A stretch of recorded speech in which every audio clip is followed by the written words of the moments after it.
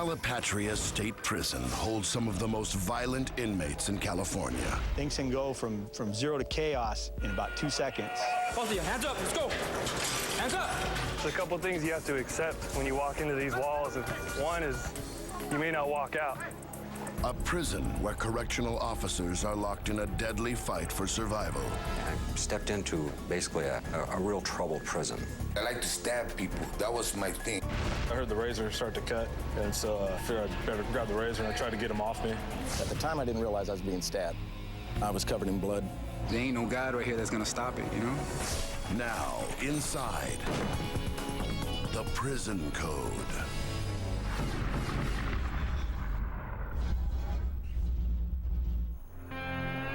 From a distance, Calipatria State Prison could be just another dusty mirage in the scorching California desert. But the men and women who work at this maximum security lockup have no illusions about the threats they face. Stop resisting! It's a very hostile and dangerous environment.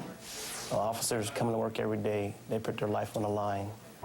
Vastly outnumbered and carrying only pepper spray and batons, correctional officers are constantly prone to brutal attacks from hardcore inmates armed with an arsenal of homemade knives. There's a couple things you have to accept when you walk into these walls. And one is you may not walk out. If you come here and you're not scared, then there's something wrong with you anyway. Calipatria sits on desolate, bone-dry ground 140 miles east of San Diego. When the prison opened in 1992, it was designed to hold 2,100 level 4 inmates, the most dangerous in California. Today, more than twice that number are jammed into every corner of this sprawling facility. The inmates are very intelligent men, and they can be very creative in how they want to get at staff. Warden Larry Scribner is a former CO, a correctional officer who's worked his way up.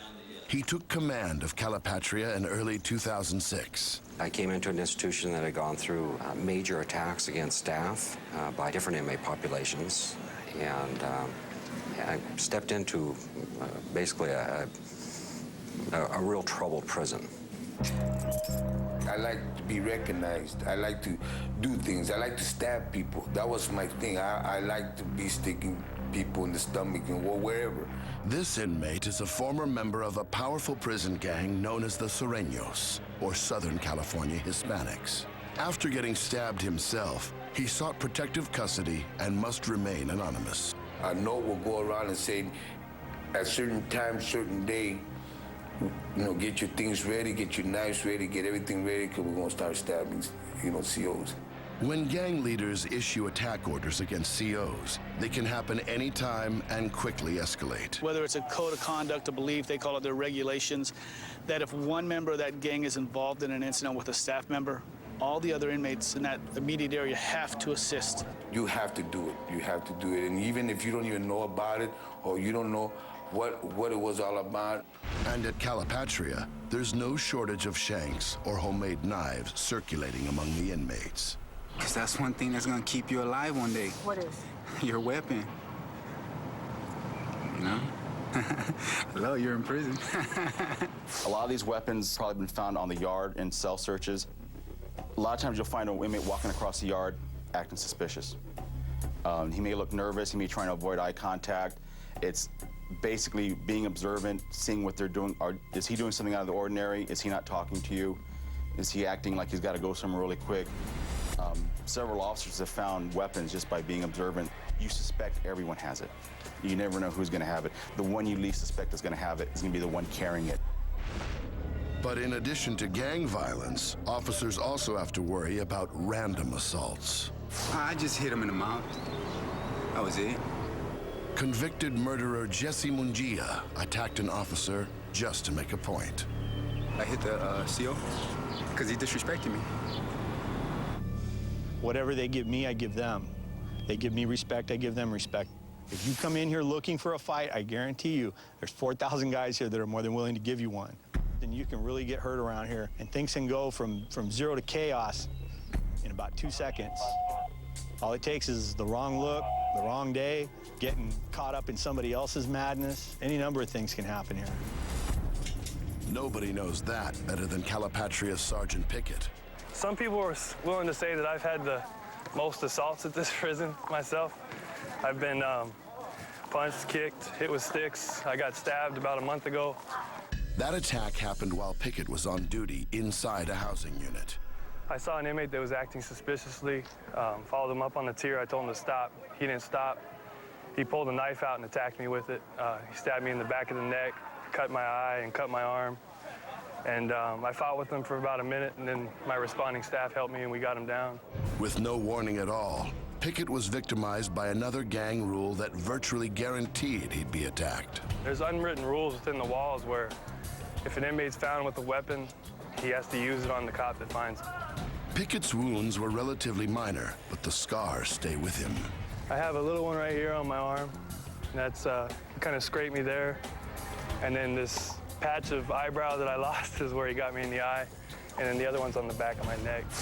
It's just a violent place, and bloodshed and death is something that it's just a shame, but you get used to it. It's the reality of where we work. It's just the reality of prison in California at a level 4.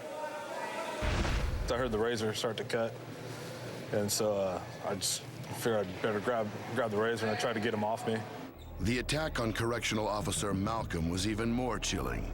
He was working the processing desk located in one of the cell blocks. I was the only regular on the floor that day. I think it was Monday.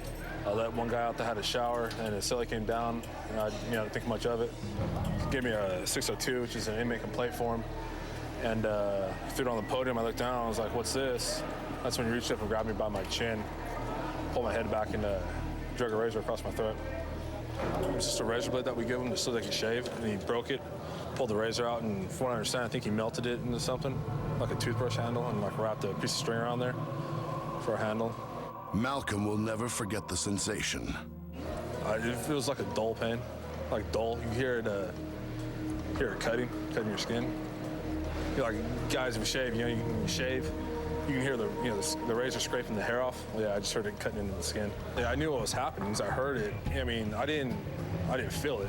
Yeah, I think just because the adrenaline was going. That adrenaline probably saved Malcolm's life as he managed to fight back. I was able to grab the razor with my hand and kind of fight him off and wound up over by those stairs right over there and pepper sprayed him. It kind of shocked me at first because I'd been in 5 years. I hadn't been assaulted, and it's like, oh, this sucks. Malcolm knows he's lucky to be alive, and he has an ugly reminder of how dangerous his job can be. I have 26 stitches along my throat, along right here. That's part of the risk you take. I mean, that's part of the job description. You could come in here and you could get assaulted, you could get killed. It's just the way it is. But in spite of this, many officers have found that being attacked has only strengthened their resolve to stay on the job. It's a lot like the military in the sense of I have a crew, I have a good group of guys that I work with, and just can't leave. We take care of each other. So unless I get carried out, I don't plan on going anywhere anytime soon.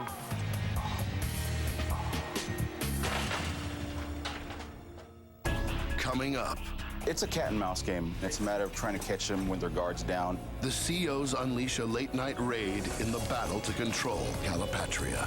Hands up, both of you, hands up, let's go. Hold up.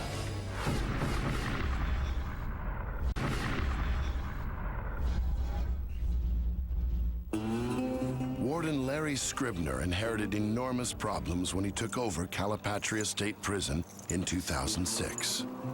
Just because that's how we want it to run, there is a population of inmates out there that have a different idea of what the day should go like, and they actually dictate the day. Despite officers' best efforts, the inmates seem to be calling the shots. We gotta live here. They just work here. So we have to make it as best as we can for ourselves. For many inmates, making it means following the convict code, which dominates every aspect of prison life. But I'm gonna follow the rules of what the convicts present me with first before I follow the rules of what the administration give me. Back home in LA, inmate Antonio Jones was a member of the Crenshaw Mafia, part of the notorious Blood Street gang. Jones says when he's forced to choose whose rules to follow, the decision is clear. The administration, they can take me and they can put me in the hold and lock me up. But on the yard, somebody can come up to me and kill me. So at the end of everything that didn't happen, I may be in the hole, but I won't have no holes in my body. Loyalty to the convict code creates a world within these walls where anything can happen. And today is no exception. An alarm sounds on one of Calipatria's recreation yards. As the staff races to the scene of an inmate fight, armed officers watch from towers above. What it was, I guess, inmate got sliced to the neck, behind the neck area. He got one puncture wound on his neck and one on his back. The weapon was discovered, so 2 parties involved, 2 inmates. The apparent weapon is a homemade knife found lying in the dirt near the wounded man. You don't know if the weapon was out here prior to the incident, if it was brought out from the building, it was brought out from another location. The inmate could have picked it up from someone else, received the weapon.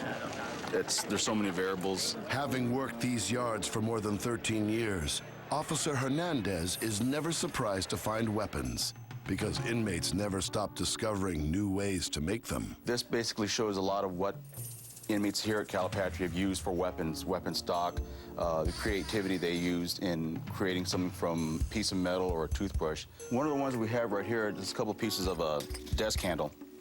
Actually, there's a before and after piece right here. What this is a desk handle from some of the desks here at the institution. They'll take that off, sharpen it down, and turn it into a weapon that looks like this. All it's missing is a handle. Any kind of material they can find, they'll turn it into a weapon. Common toothbrush right here. Just a regular toothbrush, sharpened down, melted, turned into a weapon with a handle on it. These are really hard to detect because a lot of times we do use metal detectors. Inmates pass through metal detectors a lot. They won't go off with a metal detector, obviously, because it's made out of plastic. A lot of this material is actual material made left over from construction in the prison. It's back from the maintenance areas. Like we have portions of an L bracket right there. Used to be for carpentry right there.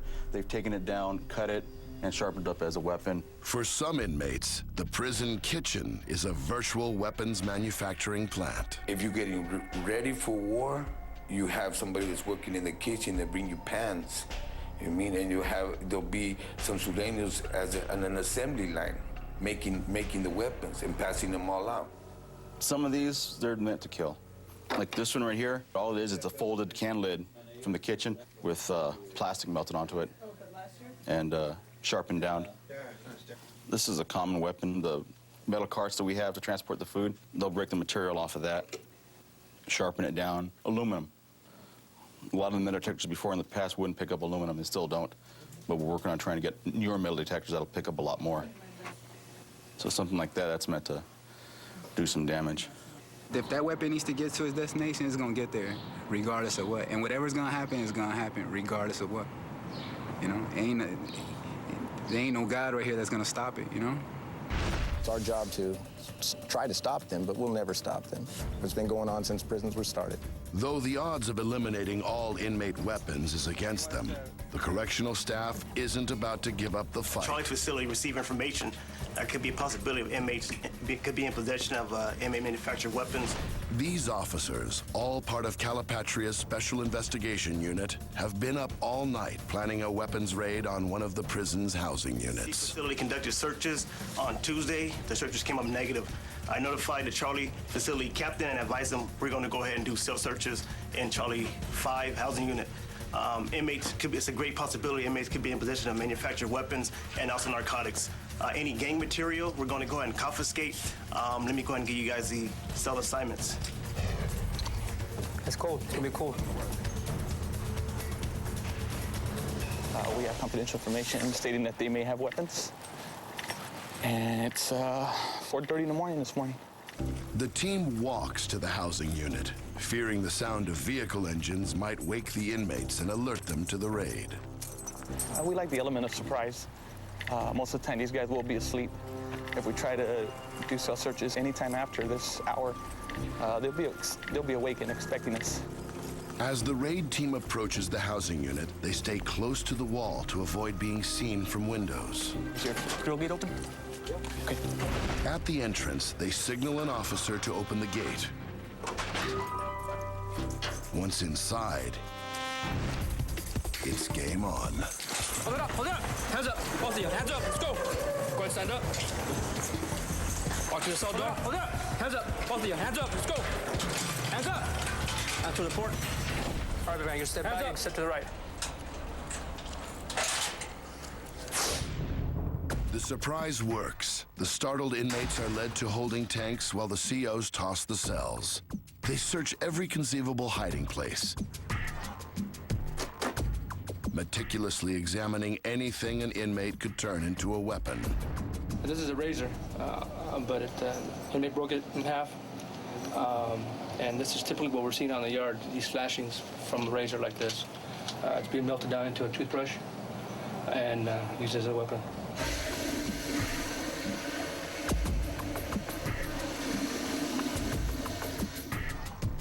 The raid team even checks the toilet using a technique they refer to as fishing. Officers don't hook weapons in this cell, but they find other contraband. A plastic bag full of homemade prison alcohol, made from bread and fermenting fruit.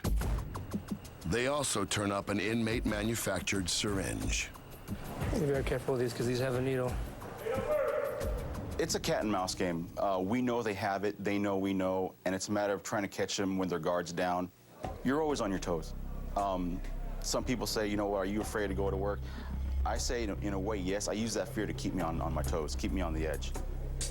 Yeah, it worries me the next guy I'm gonna pat down is gonna have something on him, but I'd rather I find it and get it off the yard than it be used on either another inmate or another staff member. Coming up. They said I was the one who started the whole, like, a riot, you know what I mean? The worst riot in Calipatria history. Some of them were kicking me like a soccer ball in the head and upper torso ribs. At the time, I didn't realize I was being stabbed.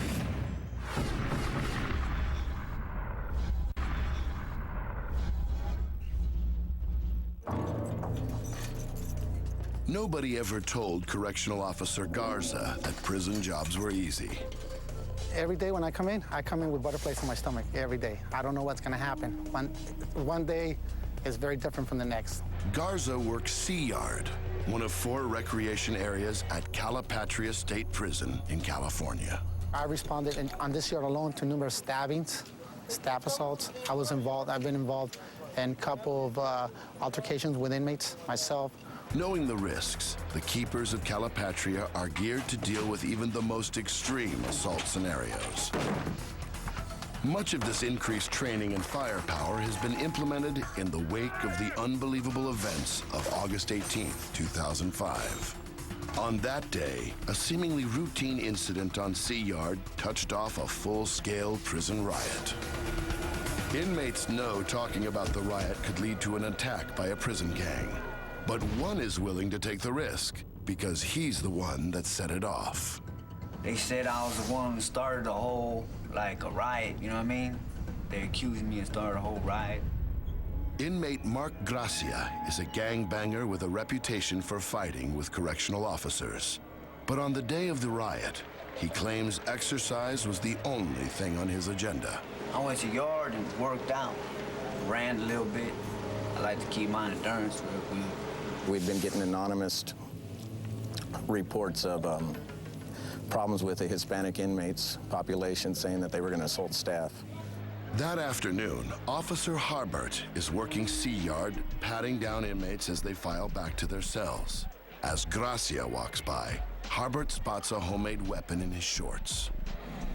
Correctional officer pulled me over, and he was like, let me search you. So I complied. Like, all right, go ahead. And when I did, I grabbed onto that object, which I knew was a weapon. It was a rod. It was about, I don't know, several inches long. It had a handle on it. So when he searched me, he said, what's this? And I said, it's a phone book and a pen. So he said, get down. So I said, man, what are you talking about? I thought it was going to be relatively simple. He started to bring his arms down. When he got to about here, he reached with his right hand and grabbed onto my right wrist. When he did that, at the same time, he swung his left arm back in an attempt to hit me. I used his body weight and his momentum to spin him around to the left, and I placed him on the ground right here in the prone position on his stomach. He slammed me to the floor. And then I don't know what happened after that. Within seconds, several other inmates in the yard converge on Harbert, who is Gracia pinned to the ground. They began kicking me in the head, stomping me. Some of them I could see stomping me in a downward motion. Some of them were kicking me like a soccer ball in the head and upper torso ribs. At the time, I didn't realize I was being stabbed. As other officers rush to Harbert's aid, the remaining Sureños gang members of Unit C are compelled to join the fight, or else. You can't just be right there and have a CO come and get you. If that Sureño goes at the CO, automatic, you gotta jump in. You have to jump in, because if you don't jump in, they're gonna get at you. With that inmate rule in effect, the staff on C Yard is in need of major reinforcements. They called a Code 3, which means everybody and their mother comes from the other yards to help out. With all hell breaking loose on the yard, it's not long before officers Melendrez and Ritter are under attack as well. I looked over and I saw several staff members fighting with inmates. As I start to run across the yard, I see Officer Melendrez get physically thrown to the ground. The same one that slammed me on the ground started hitting me inside of my head. Just, I don't know how many times he hit me, just kept hitting my head, just kept going back and back. And I remember thinking, wow, you know, I need to get back up. And I remember I was mad, I was angry. It was like, you know, these were my workers, and it was just like, I was pissed off. It was either anywhere between 3 to 5 inmates involved, all Southside Southern Hispanics. We were wrestling with them on the ground, trying to get them under control. And then all of a sudden you can just hear, you know, shots being fired, you know, the rubber rounds shooting them at them, and then I guess everybody just got down and it was over with. It was it. Thanks to the sharpshooters, it seems the staff has C Yard under control, but the violence spreads like wildfire. I left that area, came down the yard, and got to the front of Building 5. When I got to Building 5, the alarm sounded.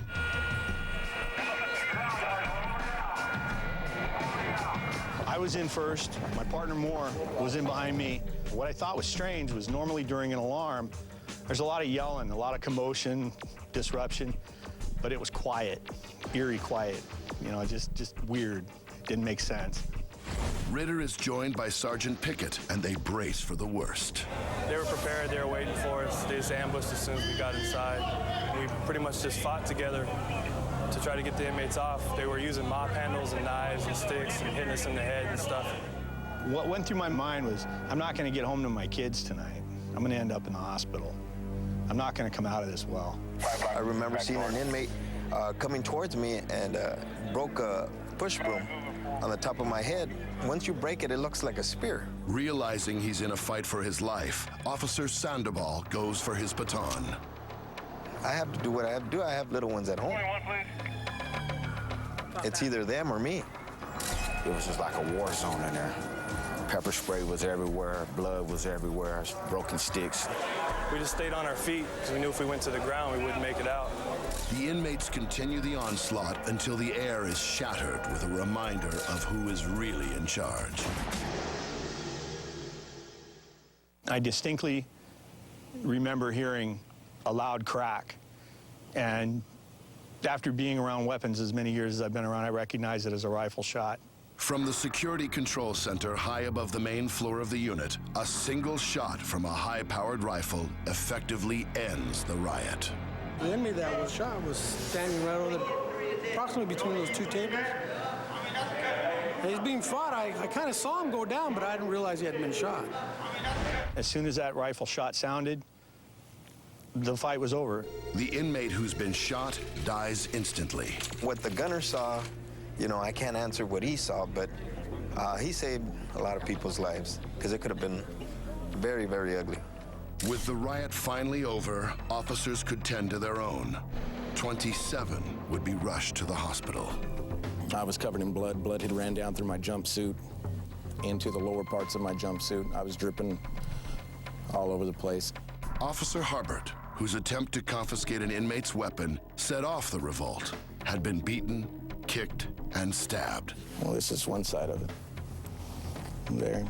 It would take weeks for the injured keepers to recover from their injuries, even longer for them to return to work. My family understands where I work. The children,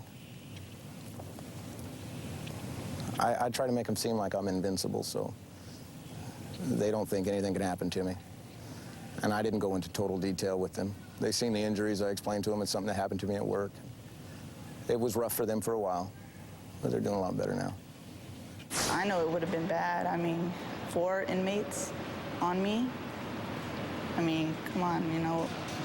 I'm sure I could have, you know, done whatever I could to protect myself, but it would have been bad. They could have probably killed me. The man who allegedly started the riot, Mark Gracia, continues to claim he wasn't carrying a weapon that day because he was so close to serving out his time. I was short. I was going home. Why would I carry a weapon on? You know what I mean? Why do I need to carry a weapon? But Gracia didn't make it home. His attack on Officer Harbert bought him 3 years in solitary confinement. Soon, talk of revenge swirled throughout the prison. We immediately got a rush of intelligence that the inmates were going to retaliate in a 2-for-1 manner. It means they were going to attempt to commit, you know, atrocities or seriously injure 2 staff members at least for every 1 inmate that was injured. Coming up. This is a very hateful environment. The prison braces for retaliation from the riot.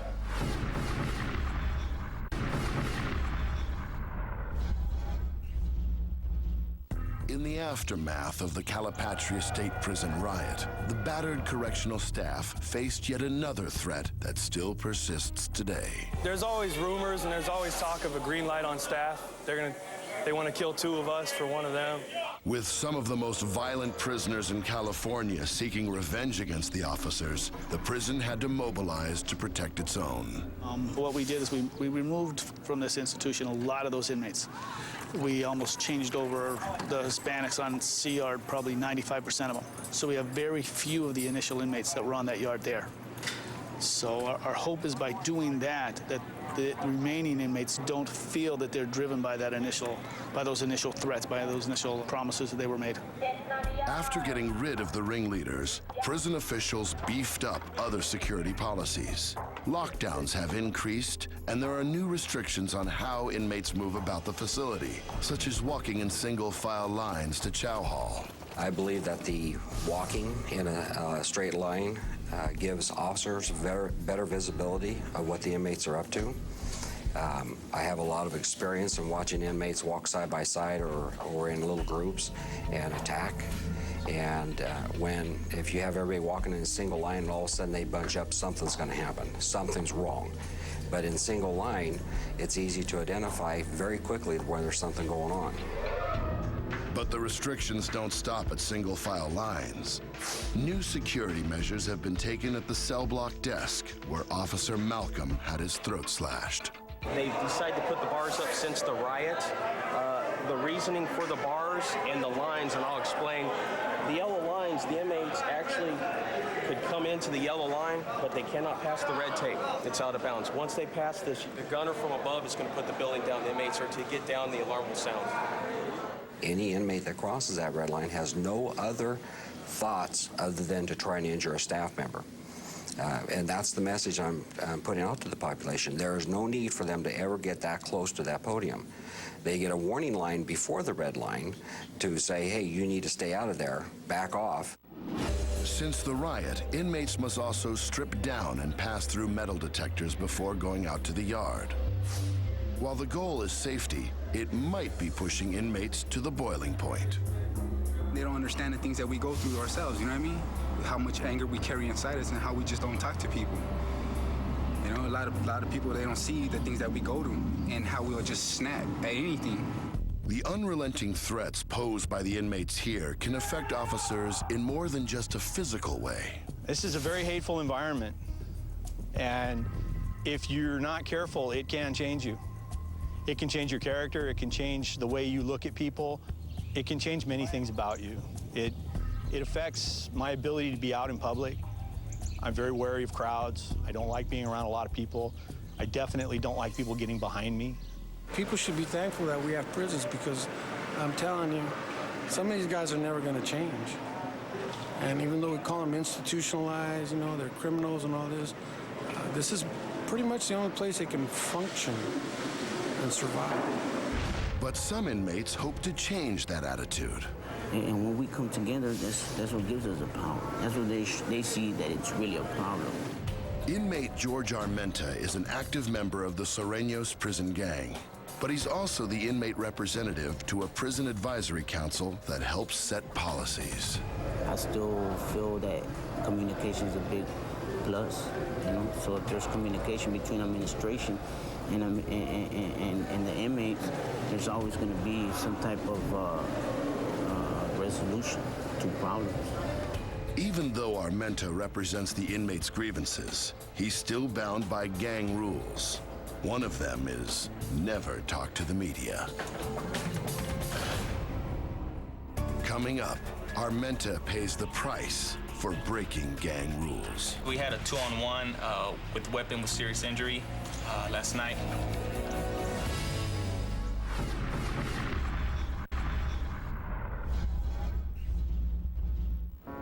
At Calipatria State Prison, there is only one constant. No one is safe from violence. We had a 2-on-1 with weapon with serious injury last night. Inmate Armenta was the victim. He got 11 puncture wounds to the chest area. And at this point in time, he's in Central Health. George Armenta is a voice for the inmates, but that didn't spare him. As a member of one of the prison's largest Hispanic gangs, he spoke too much and to the wrong people. One of their policies is not to speak to reporters, not to speak to correctional officers. So since he was interviewed by Court TV, we can only speculate that he was assaulted for that purpose. Armenta was attacked within hours of giving our camera crew an interview. Prison medical personnel expect him to survive. But prison gang members who speak to the media are not the only ones in the crosshairs. When inmates become targets, Calipatria's correctional officers move them to SNY, the sensitive needs yard. The inmates on the other yards, they would just as soon come over here and take all these guys out. They're over here for various reasons. Maybe they had testified against someone and they're here for that reason. There's a hit out on them. We have quite a few sex offenders. We don't like child molesters. We don't like rapos. I mean, we ourselves, we fight against that. And a lot of times when people get on TV, they wanna put everybody as a group. Oh, there's a murderer, there's a child molester, there's a robber right there. It ain't even like that. I mean, that makes us look bad. I mean, that we want to be around them type of people. We don't want to be around them more than anybody out there wants to be around them. They don't want no child molesters. They don't want no rapists. They don't want no snitches. They don't want nothing because it's all trash in the mainland. It's all trash. But Officer Bishop, a 12-year veteran at Calipatria, prefers working the SNY yard because inmates aren't ruled by the convict code. I feel more comfortable. I'm not constantly looking over my shoulder. And these guys over here, if something's going on, chances are you're going to find out. And on the main line, if something's going on, you'll find out when it happens. The main line, they're in it for themselves, and if they want to go against staff, they will. And they have. I've been there, done that. On this yard here, they don't normally go against staff. They'll go against each other. They'll, so to speak, clean house. Some inmates are on the sensitive needs yard, not because of what they've done, but because of who they are. Especially in here, because they think you're gay, they think you automatically will have sex or that type of stuff. I'm not doing that. Richard Morey, serving time for murder, requested the sensitive needs yard to escape the dangers of the main line. They're going to try to use you, whatever, because that's what they consider us, like a little pawn. I just have to, be tough. And I've had a friend that got sliced in the face in front of me because he was gay. It wasn't on the pretty side, with a razor blade. So all you see is the skin opening up and the blood coming out. So over here, we don't have to worry about none of that. In fact, Morey has found some peace of mind here. If I'm not doing anything, I go in the cell, I draw, I make cards. I try to keep myself occupied. But most people, they like because for gay people, we do laundry, we cook. Some men like that. Andrew Williams serves his time on the sensitive needs yard as well. Williams was 15 years old when he shot and killed 2 classmates at his high school. He came to Calipatria when he turned 18 and was placed on the main line with the toughest prisoners. A couple of white guys came into my cell and told me what would be expected of me because I was young and white, and he was basically giving me like the 60-second rundown, like, all right, this is who you're gonna run with when you go out to the yard. You're gonna hold our weapons. If you get visits, you're gonna bring our dope to us. If we need you to, and like if we jump on somebody, you're gonna jump in with it. If we're stabbing them, you're gonna pick up an axe and stab them.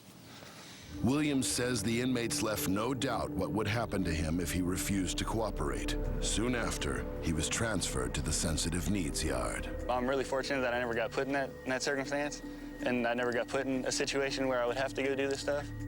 Away from the threats of other inmates, Williams has plenty of time to think about his crime and his sentence of 50 years to life. I've seen people get jumped on, I've seen people get stabbed, and it's definitely gloomy, and it kind of puts everything in perspective. I did this to myself. Do you ever think back on that day? All the time.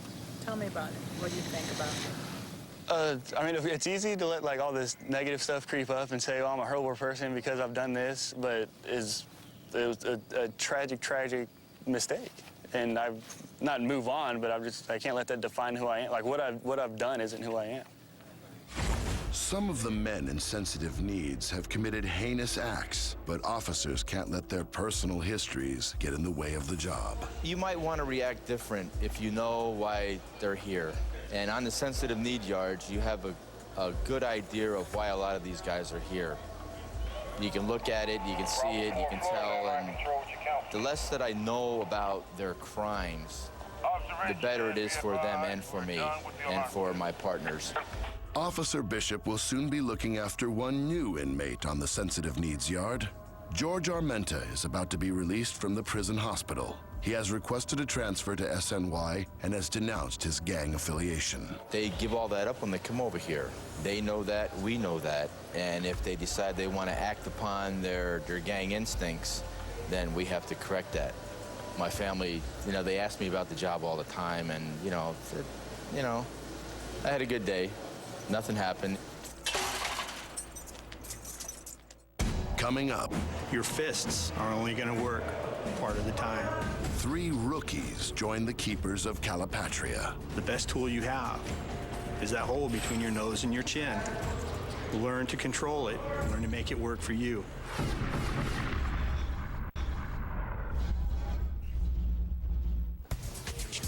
Being a correctional officer at Calipatria State Prison seems like an undesirable job. Officers are constantly surrounded by some of California's most violent convicts, men who frequently attack without warning. And yet, there are plenty of job applicants. One inmate claims to know why. That's a good paying job for them. I mean, for the most part, it's a high-paid babysitting job, Sure, a lot of incidents happen, everything, isolated incidents. Officer Ritter finds comments like that hard to stomach. It makes you angry. There's just no other way around it. I mean, there's no way to sugarcoat that. I have nice things because I work hard. I've earned them. I didn't come here to be a punching bag. I didn't come here to be a pincushion. I came here to do a job that the state says needs to be done. This is yard. This is as good as it gets. Today, Ritter is training 3 rookie officers. After a major staff assault in May of '95, they built the fences. Now, as you can see right along here, the fence used to be this high, right here.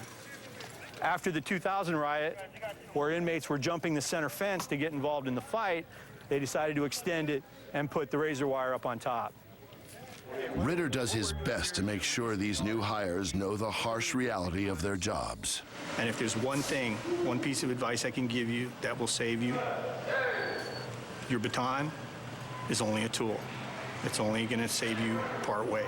Your fists are only going to work part of the time. Your pepper spray may give you some distance in the fight, but the best thing that you can do, the best tool you have, is that hole between your nose and your chin. Learn to control it. Learn to make it work for you. Given the history at Calipatria, it's likely that these young men will be heeding Ritter's advice sooner rather than later. But despite the dangers, they're eager to meet the challenge. I can come to work every day, know who's on my team and know who's on the other side. So that's the main reason why I joined. I just tell my staff that they'll never get hurt alone. If they look over, they'll see me laying in the bed next to them. So That's really all you can depend on while you're in here is each other, because nobody else is going to help you. In here, you're always going to be outnumbered. There's always going to be more inmates than officers. It becomes a family thing. He's got my back, I got his back. That's the way we make it through the day. For many, like Officer Melendres, injured during the 2005 riot, quitting was never an option. I told my family what, had happened. They were like, you see, we told you, are you gonna quit now? And I told them, no. I'm not gonna quit now, I can't.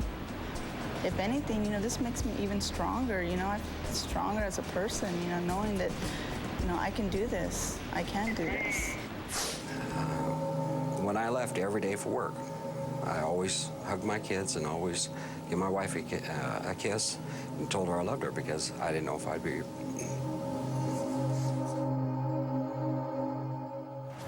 Present. Arm. On dusty desert ground just outside the prison walls, officers injured in the line of duty are recognized by the California Department of Corrections and Rehabilitation. When the call came, they came. When there was a need for a deed to be done, they did it. This is a Medal of Valor Awards ceremony, and I want to thank all of you for coming here today to honor the men and women and say thank you to them. Sergeant Pickett's sitting over there. He's getting an award today. December 19th of just this last year was stabbed in the back by an inmate. He's here today and he's working. Officer Malcolm, you out there? Officer Malcolm, doing his job. An inmate walks up behind him and slices his throat. These people do this every single day. They come into work not knowing what's going to happen. Today, there are few smiles at this ceremony because everyone involved knows it's only a matter of time before the next officer is injured in the line of duty. Just a fact of life for the keepers of Calipatria.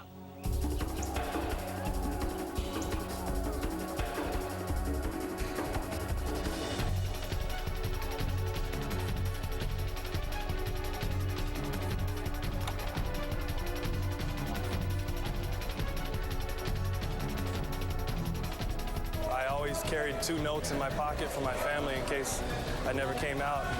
Just saying goodbyes and telling them I love them, and telling them I went out fighting. That's pretty much my theory on life, is always go out fighting.